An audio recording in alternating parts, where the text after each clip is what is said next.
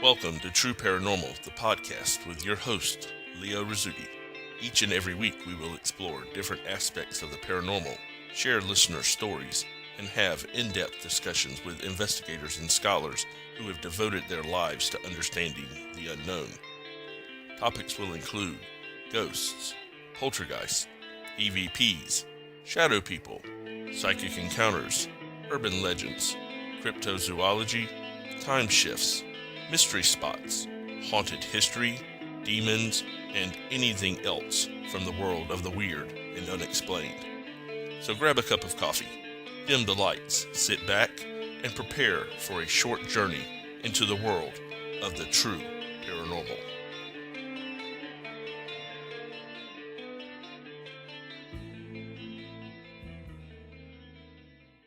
Hi guys, Leo Rizzuti here. Welcome to another episode of True Paranormal, the podcast. It is Sunday, April 8th, or as we like to call it here in Ohio, January the 93rd, since we still have snow on the ground and snow falling every once in a while, which is absolutely ridiculous for a good old southern boy like me. But the good news is I have finished harvesting all of my sap from the maple trees and done most of my boiling down and packing up of maple syrup. So I've got that behind me, which is wonderful, which means that I get to sleep in a little bit on Saturday mornings instead of staying up all night Friday and Saturday, standing over a gigantic cauldron of boiling maple sap. I don't know if any of you guys out there have ever done that, but it is exciting to say the least. But the good news is that while I was out at the farm doing my maple syrup, I was able to do some investigating out there. The farm that my in-laws own is notoriously haunted, and I picked up some good evidence, which I'd like to share with you guys in a later episode, so you have that to look forward to. This week we are going to be sharing listener stories once again, and you guys have sent us in a bunch of good ones, so why don't we just go ahead and jump right into that. Our first story this week was sent to us from Tyler, and he has titled it, The Green Ghost. Okay, Tyler, let's see what you have got for us. I was living with my best friend at the time in an old house that his parents had completely renovated about 2 years previously. His mom had moved to California and his dad took a contract job in Kuwait, so I moved in for 10 months. I had noticed a few things in the first few weeks I was there, but I figured that they could have been reasonably explained. My friend's parents did not own a television, nor did we, being only 18 at the time. We hooked up an old computer monitor to a VCR that I brought from my parents' place, but the monitor was old and everything unfortunately displayed green. One night, I was at home by myself watching the TV when the lights went off in the living room, and an old cedar chair I owned creaked the way it does when someone sits in it. Completely surprised, I looked at the chair and saw the perfect silhouette, in green, of a person sitting in my chair. I jumped up and turned the lights on, and I could no longer see this silhouette. Thinking my eyes had fooled me, I left the lights on and continued to watch TV. When about 2 minutes later, there was a sound like someone was getting out of the chair. Well, my heart started pounding. I turned off the lights, and there was no silhouette. Later, I asked my friend if he had ever had any odd experiences in the house. He refused to talk about it. It wasn't until about 3 years later, when he moved out, that he did start telling me about things. He told me about a time that when the renovations were still being done, that he was playing his drums in the unfinished part of the house and he heard footsteps, louder than his drums, coming up the stairs. He stopped playing and called out his dad and his sister's names, but there was nobody there, not even in the finished section of the house. He also told me about a time when he was by himself in the house and he took a shower. He said he shut the door because he always had the door shut, and when he got out the door was closed but not latched. He was not positive that he latched it, but It was when he was looking in the mirror and saw the door open behind him that he yelled out. There was nobody home, and he claims that there is no way the door would have opened like that. My friend's family no longer owns this house, but I would love to have the chance to live there again, now that I'm a little bit more brave and a lot more curious.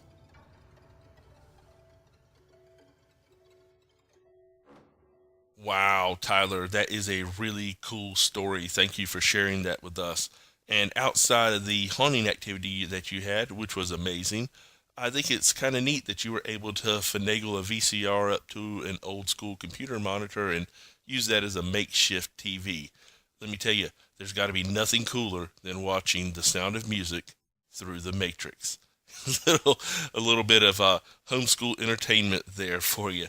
But at any rate, I think it's wild that you did see kind of a ghost apparition there in conjunction with hearing the ghost sit down in the chair and stand up from the chair. That kind of evidence does not pop up very often, and it's really, really amazing that you were able to have that experience. Thank you very much, Tyler, for sharing that with us. You are awesome. Our next story of the evening is titled A Haunted House, and it comes to us via a listener that goes by the moniker of Monkey. Okay, Monkey, let's see what you've got for us. About 10 years ago, my family moved into a new house. For the first few months, everything was fine while we painted and patched up the roof. But then, the strange occurrences started happening. The first strange occurrence happened while me and my dad were away. My mom was watching her movies and eating popcorn. Out of the corner of her eye, she thought she saw a shadow of a man. Mom looked into the hallway, and there seemed to be a dark being walking into my bedroom. She walked to the kitchen, thinking it was a burglar. She grabbed the phone and started to dial my dad's cell phone when she looked around the corner, and it was gone.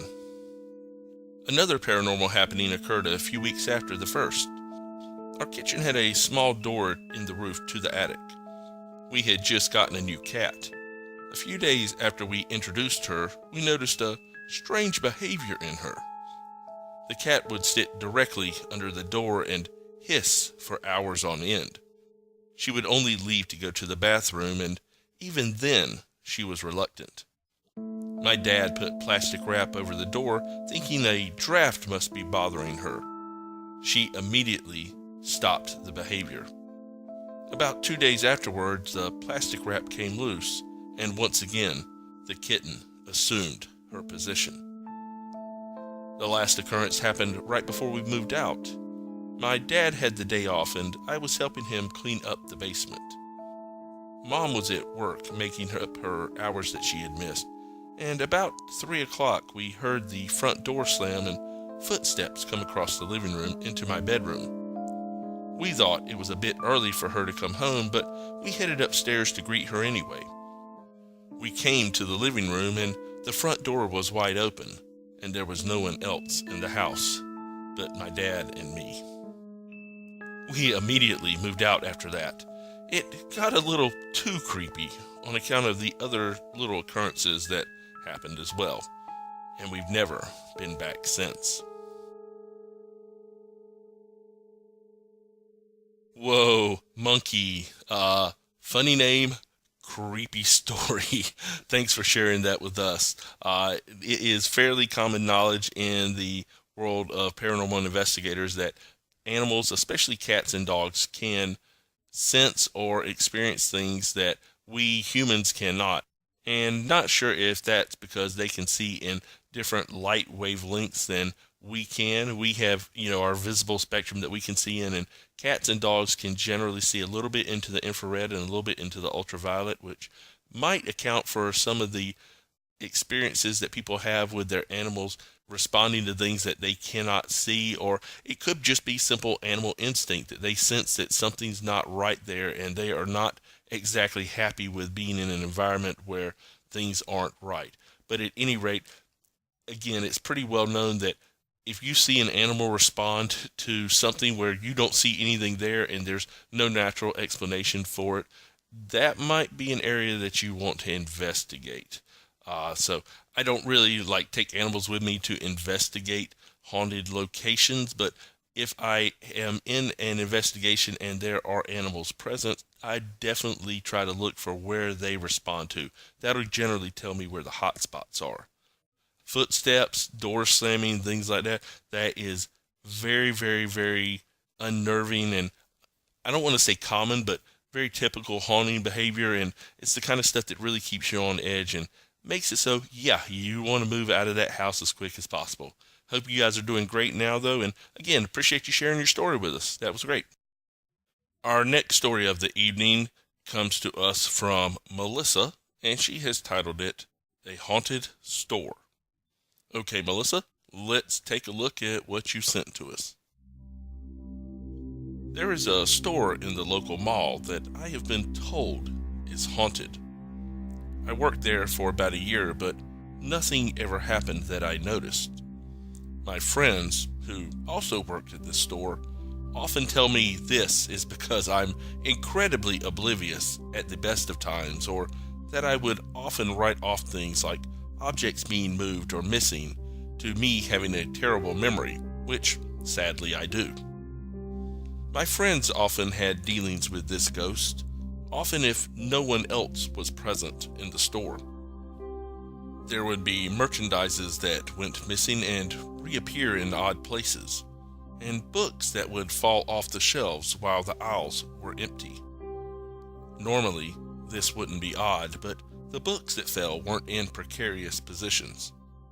We would find books on the floor, put them back, walk away, only to find the book on the floor again when we returned. My friends often got frustrated when they couldn't find the item that they were looking for and say, "Where is this damn book?" or some such comment. They would then turn around and find the exact book they were looking for, half pulled out of the shelf. These occurrences were commonplace for most of us, although, again, I never noticed anything. Captain Oblivious, they call me. They even affectionately called the ghost Ted, or maybe Fred, and would often thank him if he were being particularly helpful, or maybe snap at him when he was being obnoxious. We were pretty comfortable with him there, and he never seemed to bother us, aside from the harmless pranks. I stopped working at the store when I moved away from school, and none of my friends work at the store anymore, but I sometimes wonder if he's still there. I've never had the nerve to ask the new people if they've noticed anything. Hey, Melissa, that's a very cool story. Thanks for sending that to us. And I don't think that I have ever heard of a location at a mall being haunted. I'm sure that it happens. I'm sure there are probably hundreds of people out there who have had ghostly or haunting experiences at places that they work at malls. It's just not the kind of thing that you think about as being haunted. But obviously, where you didn't have the experiences your buddies did, there was certainly something very different going on there. And those kind of ghosts that you do see in workplace a lot of times are kind of active in that manner where they can oscillate between being really helpful and really kind of jerks. I know a couple people who have worked in movie theaters where they have had hauntings and people have had experiences with ghosts, and they either are, they can be either really helpful, they can locate things and bring you things that you're looking for, or they can be the exact opposite and they can hide exactly what you're looking for at the exact wrong moment. So pretty neat stuff that you sent to us, and I really appreciate you sharing your story with us. Thanks a lot. Okay, our final story of the night comes to us from Angie, and she has given it the title, Mom Pays a Visit. Okay, Angie, let's see what you've got for us. This story I'm about to tell you made me a true believer in spirits. It was back in 1990. I was 19 and had just lost my mother earlier in the year due to cancer. I also became pregnant very near her death. I was not married to my boyfriend at the time, but I was living with him and his family for a little while during my pregnancy. Things were just not working out for us, so I decided to move back home. When it came close to the time for me to give birth, I decided to move back home with my brother as he was not handling my mother's death very well. I just needed to be at home to deal with my situation and be close to my family in their time of need too. When I moved back home, I took over my mother's room as it was the biggest one in the apartment, and I thought that with the baby, all the room that I could get would be beneficial to me. I loved my mother a great deal, and when she passed away, I myself was having difficulties handling it, and then to find out I was pregnant was twice the shock to deal with. My family supported me a great deal, and my brother was willing to help me raise my child, as my boyfriend and his family were not so supportive about the situation. I came home after giving birth to my son, and for the first couple of weeks, it was very difficult to handle the change of routine and to deal with a crying baby 24/7 all alone. My brother helped me as much as he could, but I remember sitting in the room wishing for my mother to be there to help me. I truly needed her guidance and help with the baby. I did not have a clue about what to do or how to do things. I was still trying to figure out about life myself. Well, after one night of extreme difficulty with my son, I was exhausted and just wanted to sleep. My son was fast asleep, and I was just about to lay down and fall asleep too. I had just turned out my bedroom lamp and laid down in the bed. Within a few minutes, I heard a bang against my closet doors. I thought it was my brother coming into the room, and I sat up to give him hell and to tell him to get away from the baby and just let him sleep. Then I saw a figure in the dark leaning over the side of the crib and just looking at my son. The body shape and height was the same as my brother's, so I was not frightened and just told him to get away from the crib and to go back to bed. Everything was fine. The figure moved and stood straight but did not turn around. Little alarms went off in my head and I became afraid. I thought that someone had broken into the apartment. I turned around just long enough to flip the light on and turned back to look towards the crib. As I was turning around to turn the light on, I heard the same bang as before, which woke me up. No one was there. Now I was mad and thought that my brother was playing a trick on me, and I went storming into his room to read him the riot act. But he was sound asleep and even snoring like a freight train. Now I panicked, and the fear about someone breaking into the apartment returned. I raced downstairs to check the door, only to find the alarm chain still activated and everything locked up tight. Then I started to wonder if it had indeed been my mom coming to see her firstborn grandchild.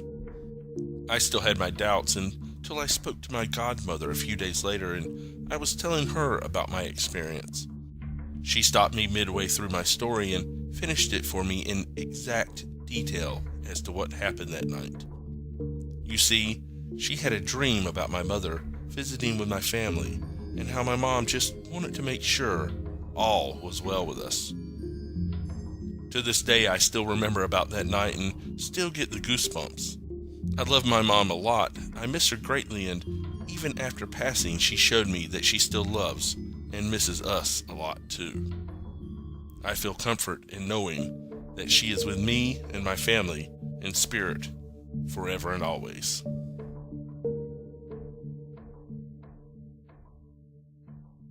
Wow, Angie, that is an absolutely incredible story. And you talk about getting goosebumps when you tell it to folks. I was getting goosebumps reading it. That was awesome. I have had some personal experience with family members visiting. That's kind of a neat, surreal, makes you feel good experience. My father passed in '96, and my oldest kids would talk about the older guy who would come to visit them at night when they were toddlers, 3 or 4 years old, stuff like that.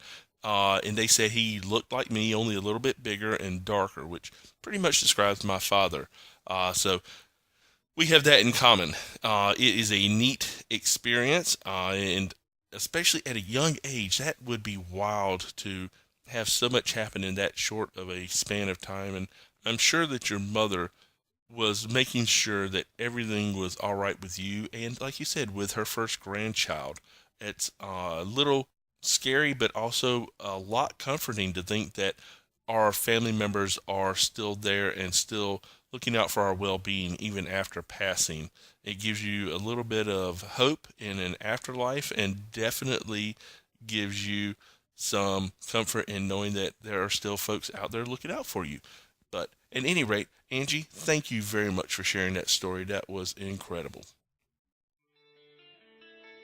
Well, guys, that is going to do it for this week's episode of True Paranormal, the podcast. I would like to thank Angie and Tyler and Monkey and Melissa for sharing your stories with us. You guys are absolute rock stars. And as always, if you would like to be a rock star, have your story shared on one of our future broadcasts, just send it to us at trueparanormalpodcast@gmail.com. Or alternately, if you're on Facebook, go visit our Facebook page at True Paranormal the podcast and hit that like button, and you'll see a message us button or an email us button. Hit either one of those and shoot us your story, and we'd be glad to share it with the world on one of our future shows. Also, if you are listening to us on iTunes, be sure to give us a rating and a review and subscribe to us. That way we know that you guys are out there. I know that there are a lot of platforms you guys listen to, and we track all of them, and we're constantly trying to add new things, just like the new music that we have on the show this week.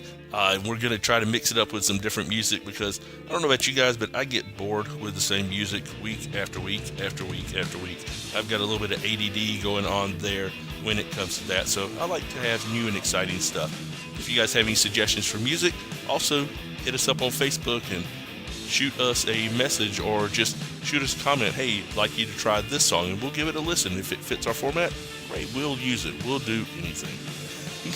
But at any rate, guys, this has been Leo Rizzuti, and I'd like to thank you guys for listening to us this week and every week, and be sure to join us next week for another episode of True Paranormal, the podcast.